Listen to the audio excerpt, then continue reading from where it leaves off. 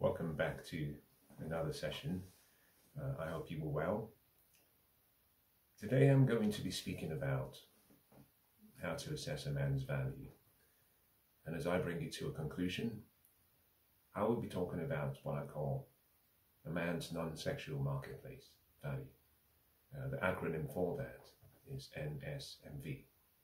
In the sessions that I've covered, I have dealt with and I have spoken to other acronyms. Today's session covers all the other, you might say, traits, virtues, visible observations that are intrinsic to every man.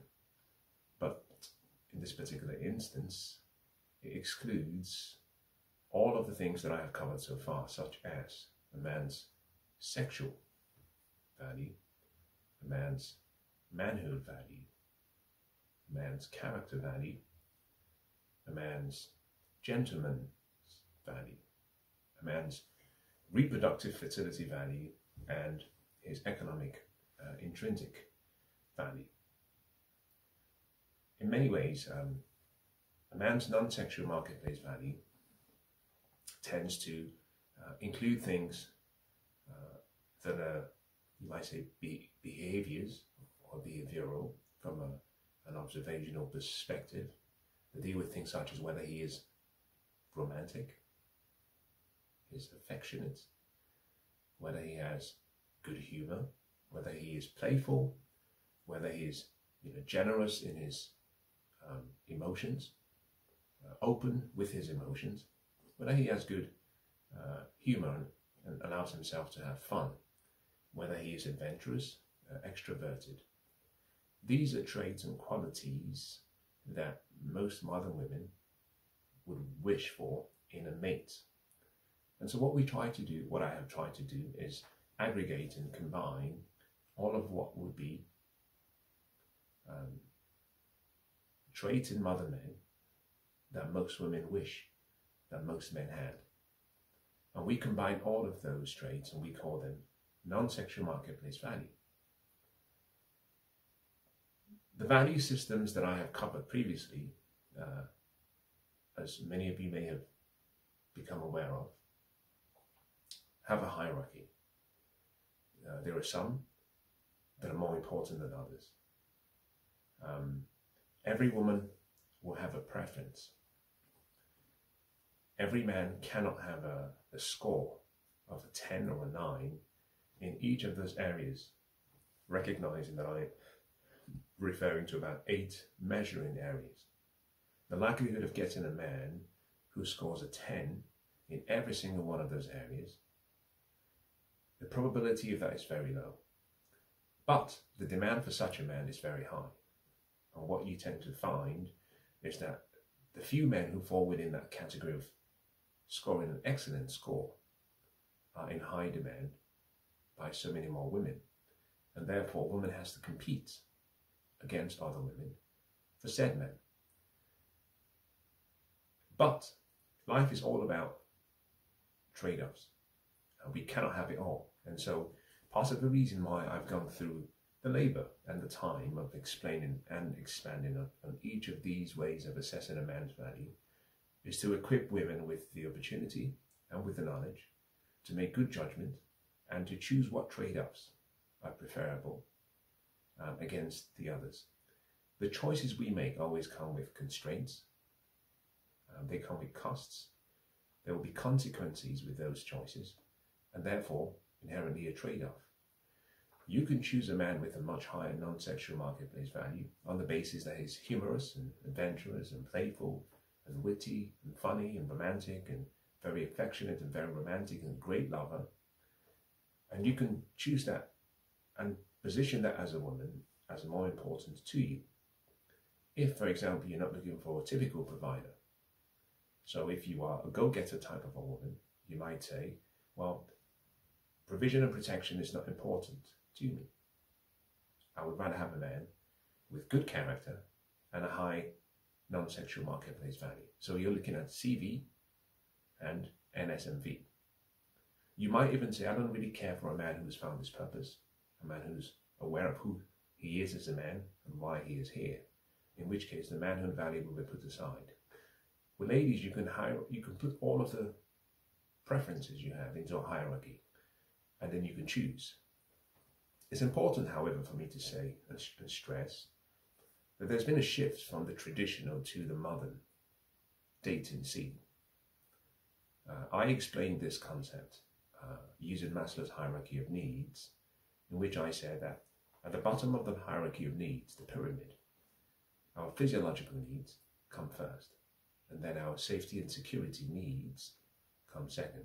Then we move into love and belonging. Then we move from love and belonging into self-esteem. And if we're able to transcend self-esteem, we move into what we call self-actualization. In the modern West, we have solved the issue about physiological needs. We've also solved the issue about security and safety in the main. Women, therefore, in the West, have been emancipated and have been working long enough to be able to provide for themselves. What has happened, however, is women, whilst having been liberated, men have still maintained that constraint of provision and protection. And modern women are saying, well, I want a lover, I want a friend, I want a companion, I want a partner, I want someone who's intimate, who understands my emotions, who understands my needs, who can converse and communicate with me, who's a great lover, who's adventurous, who can play with me. I'm happy to bring my own provision, providing he can bring his provision, but also provide all the romantic and all the non-sexual, so all the other virtues other than provision and protection. In other words, can he profess his love to me, not just by his presence, but in other ways that are consistent with my needs. And so we have seen a shift from the traditional to the modern. And we've seen the needs of women expand and the expectations of women increase. Modern women expect a man with a high non-sexual marketplace value score. Traditional women are just happy with a good man. And if they get a man who has all the traits and all the virtues that come with having a high non-sexual marketplace value, they take that as an icing on the cake. They don't demand, they don't insist, they are just grateful. Primarily because on the traditional lens, it's more about feelings and emotions and gratification in the immediate. It's more about the long term. The traditionalists tend to see marriage, relationships, as something that should transcend your happiness and your emotions and your pleasures. Not to say your pleasures and your happiness and your emotions are not relevant, but they have in mind that the institution of marriage is more about each person, and it's more about the union and what the union produces, for example, children. In which case, a man with a high MV, manhood value, and CV, character value, should be more important than a man who is funny and witty and adventurous and playful and can sit with you and discuss your emotions for 4 or 5 hours. I'm not making a value judgment. All I'm simply saying is a man's non-sexual marketplace value is not his character value. It is not his husband's value. It is not his manhood value. It's certainly not his gentleman's value or his economic intrinsic value. It's more to do with the things that he has been either cultured by society or by his parents to become. Now, I said some time ago that we have raised, since the 1960s, a generation of harder women and softer men. And it's not unusual to find that most men these days have much higher non-sexual marketplace value scores than they did in the past. Why? Well, most of these men were raised by single-parent mothers. And so these men play the role, in many ways, of son-husband. But the son being the superior and this husband being the inferior. As such, there was a respect to his mother, and so he had to be taught how to be feminine, and he was feminized, which is why a lot of these men can talk about emotions and feelings for hours and never talk about what they think and what they know. These men were raised to think like women, to behave like women, and therefore to give women what they want. They were raised, you have to be funny, you have to entertain mum, you have to be a support system for mum, you have to be playful so mum has a sense of happiness and peace, because mum is so busy working and raising the children that she never had the time to go out there and compete with other women for a man's hand. They were told by these mothers that you have to be romantic, you have to treat women great, treat women like as though they are the prize. And so many men were raised to have high non-sexual marketplace value scores. And what you tend to find is the more modern and Western the country is, the softer the men are. And so if you were to pick a man from the East and you score the man from the East on a non-sexual marketplace basis, he would score much lower than a man who was actually raised in a country, and let's use perhaps the most liberal of all Western countries, perhaps Canada, one of the most softest men, and then Australia, and then you can come to the UK, and then the United States.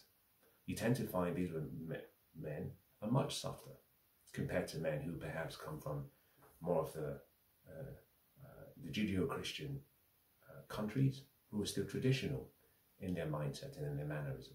Now again, not making a value judgment in this particular instance, all I'm saying is, as a woman, you have to choose. Based on your temperament, you can choose what you want. However, you also have to recognize the trade-off between how you feel and what you think is good for you and what will work in the long term. There is a formula that works. The formula for success has been known for years. It's predictable, it can be replicated, and it's easy to follow. The modern approach to dating and all of these changes that we have put forward are like theories. Now, Yogi Berra once said that in theory there is no difference between theory and practice, but in practice there is. And what I have found from my experience, short as it may have been, but also from observing and reading, studying, inquiring, researching, and looking at the works of other great researchers and sociologists and philosophers and people who study human dynamics, is that women who choose men with a non-sexual marketplace value that is very high, but disregard all of the other qualities, over the long term, do not have successful relationships. Why? Because in many ways you've chosen a man that is inferior to you. You've chosen a man who is feminine, a man who has actually been made to behave and act like a woman, a softer man, as opposed to a man who has prioritized his purpose, his manhood, prioritized his character development, prioritized learning, developing, study, practice, prioritized finding a job, working hard, developing his goals and dreams, earning money, and all the other qualities that are necessary to build a foundation for a great family.